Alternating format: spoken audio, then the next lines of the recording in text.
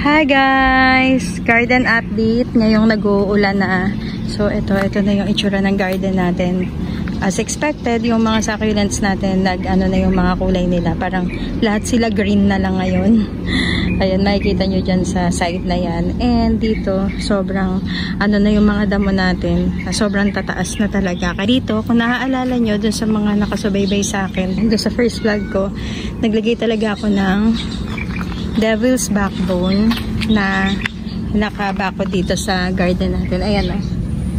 Nakikita nyo yan dyan. Ayan. So, straight yan, pabakod, hanggang dun sa may dulo. Kaya lang, na siya ng mga ngayon, ng mga damo.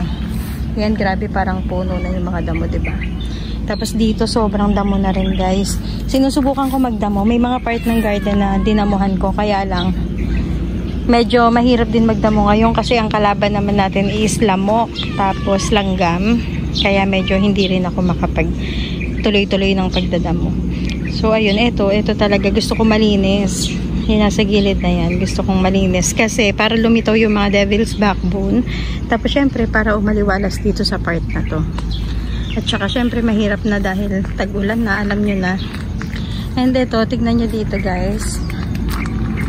Diba? Ito ang ganda ng halaman na to, kaso na na rin siya ng damo. Tingnan nyo to. Sobrang laki talaga ng damo. Hindi ko mahawakan kasi may mga damo na makapal, na makate. So yan guys, oh. Gusto ko tong mga tumatanggal para lumitaw yung mga halaman natin dyan. At syempre yun yung devil's backbone. Naglabasan yung mga caladium natin. Mga nawawala kong caladium noon, nandito na sila ngayon. Nag-show up na sila. Ayan, ito nabili pa namin to ni ate sa Baguio. Akala ko wala na yan. Tapos ayan na sila, ang ganda. Tapos ayan yung mga inayos kong halaman na pinakita ko sa inyo last time.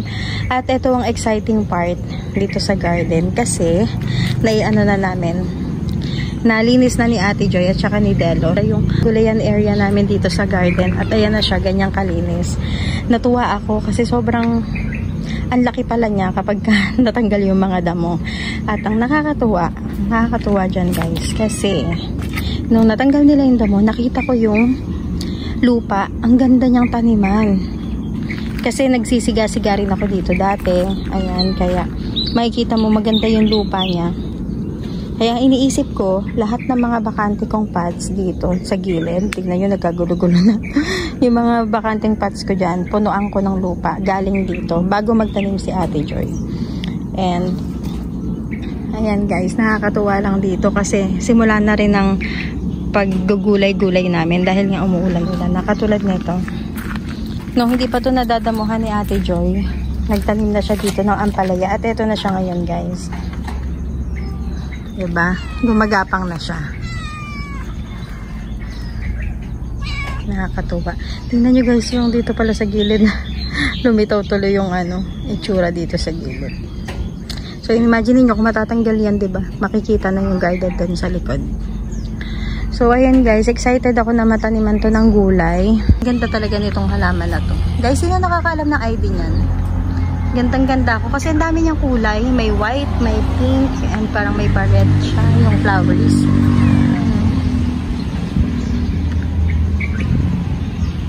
Tapos ayun, ang nakakatuwa pa dito guys, nung nakaraan, nagdamo-damo din ako. At nakakita pa ako ng isa pang area na pwede nating pagtaniman ng gulay. Ito dito, sa may fish pond. Tignan nyo, ito nandun to nakalagay eh. Pero nilabas ko muna dito kasi dinamuhan ko doon nung nakaraang araw. Ito yung itsura niya guys. Oh. Ayan, ito yung basurahan na part dito sa garden dati. Tapos na anuhan na ng mga damo. Tapos ngayon, tinanggalan ko ulit sila ng mga damo. Tingnan nyo, may proof pa na basurahan siya dati. Kasi gusto ko siyang taniman ng mga gulay. Kung ano na lang, kung ano-anong gulay na lang. Tapos, kasi dito may gabi, tingnan nyo. Kasi ito, ang ganda ng natin ngayon, na sili. Ganda ng sili yun. Kasi iba talaga pag nag-uulan na, diba? So yun, may gabi. Kasi iniisip ko magtanim dito ng kung ano-ano pang gulay. Kaso inaano ko kasi guys yung makapagdamo-damo ako. Kaya lang hirap talagang pangatawanan. Kaya pa ano-ano lang tayo. Pasulpot-sulpot lang. And doon nagkaroon na ng tubig yung fish pond. Dati tuyot na tuyot yan. Last month lang. Sobrang tuyot na tuyot yan. Tapos pag umuulan, umaapaw yan. Tapos dito siya guys, dito siya dumadaloy. Ayan. Tapos, ayun nga. Gumamit pa ako ng kalaykay last time na yan. Tapos, nagdamo rin ako dito. Kaya hindi ako masyado nakakapag-vlog guys. Kasi paunti-unti ako nag-aayos ng garden. Ito, sobrang ano na rin ito nung nakaraan. Sobrang daming damo. Kaya nagtanggal ako ng mga damo dyan kahapon ng umaga. Sobrang aga ako nag-ano. Tapos nagbota ako. Tapos nag-long sleeves ako. Kasi ang daming lamok. Sobra. Tapos may mga langgam-langgam sa lupa. And ngayon, ayan, mas maaliwalas na siya. Pinaararo na guys yung bukid dito. Kaya sooner or later, magtatanim na dyan sila tito. At magiging maganda na lalo yung view dito sa garden. So, ayun. Dito naman, sa labas ng bakod na to, ay nagtanim ako ng talbos ng kamote. Guys, yung mga short clips ko na nag-ayos ako dito sa garden, makipapanood nyo sa aking Facebook page.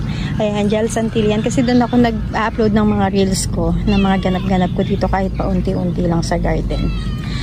And kung naaalala nyo, yung cactus na tinanim ko dito last time. Ayan, nung tinanim ko to nung summer pa, sobrang init pa noon. Kaya nga, sabi ko dun sa vlog ko na yung cactus na lang ang lalagay natin kasi yun lang ang talagay kong may chance na mabuhay. At ayan na itsura nila ngayon guys. Buhay na sila at kumakapal na. Tingnan niya. Diba? Nakakatuwa kasi gumaganda na sila talaga. Tapos, pag lumago yan, magiging yan na yung pinakabakod ng garden natin. So, hindi na natin, kahit halimbawang mabulok na to sa susunod, kahit wala na tayong ganyan, matatakpan na nitong mga cactus na to. At ayun, sobrang ganda. At dinamuhan ko rin yan guys. Tapos inayos ko yung bato-bato. Pero yun nga, hindi ko talaga sila masimot. At hanggang doon, sa gilid, lapitan natin. Nasira na kasi yung bakod namin dito. Kaya ang ginawa ko, tinanggal ko na sila ng tuluyan. Ayan dyan. Eh, wala pa akong pampalit. Kaya, hinayaan ko muna ng ganyan. Tapos, dito, kung mapapansin nyo, hindi ko tinanggal tong mga kawayan na to. Hanggang dun sa may dulo. Kasi matitibay pa sila. Tanim ako, nagtusok ako dito ng alugbati. Nung umuulan lang, nung nakarang araw pa. Ayan, pa-straight ni na ganun. Naglagay ako para kapag lumago sila, maglalagay ako ng parang balag. Kasi ang gusto ko sa alugbati, yung parang papagapangin ko rin siya na parang sitaw, ganun. Para pag nag-harvest ako, hindi ko na kailangan umupo, yumuko, or kung ano-ano man, diba? At least kapag meron siyang balag, pataas lang ng pataas yung haba niya. So, ayun guys, ang ganda dito sa amin, tingnan nyo. Pero talagang sobrang init pa din. Pero alam kong thankful pa rin ako kasi alam kong mas dihamak na, mas presko pa rin dito kumpara sa iba na nagsasuffer ng sobrang init. So yun guys, tingnan nyo. Naararo na to ng isang beses. Pero sabi ni Rexy, aararuhin pa daw yun ng isa pa. Tapos parang sabay na yata doon yung sabog na sinasabi nila, yung nagsasabog na ng palay. Ganun. Kung palay man ang itatanim nila. So yun guys, yan ang ganap dito sa garden itong mga nakarang araw. Kaya busy-busyhan ako. Sorry na hindi ako nakakapag-upload. Tingnan yun, dami pa naming damuhin dito. Pero kailangan ko na yata itong itawag ng tulong sa mga pinsan natin. And yan guys, super presko pa rin naman dito sa gilid. Tapos ito, tingnan yung ating fire stick. Ano ba tawag nyo na iba dito? Pero sobrang taas na niya. Parang malapit na siya dun sa bunga ng buko. Mataas na siya sa parang konti na lang mas mataas na siya dito sa kubo natin. And ayan, mamaganda yung ating malunggay dito sa gilid lang ng garden.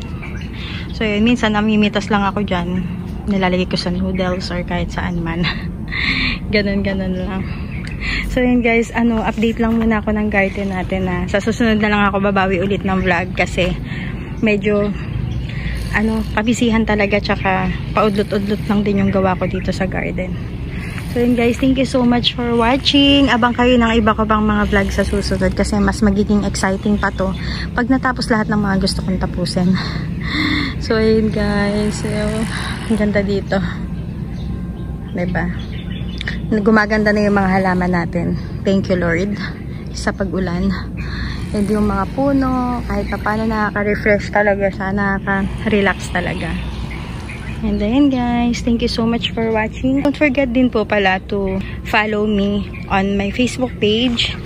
Ayan, lalagay ko po dito para mas updated kayo kung hindi man ako nakakapag-post dito sa YouTube. Sa Facebook page, mas updated ako doon. Tapos halos araw-araw ako nag-post ng reels ng mga ganap namin dito sa aming buhay probinsya.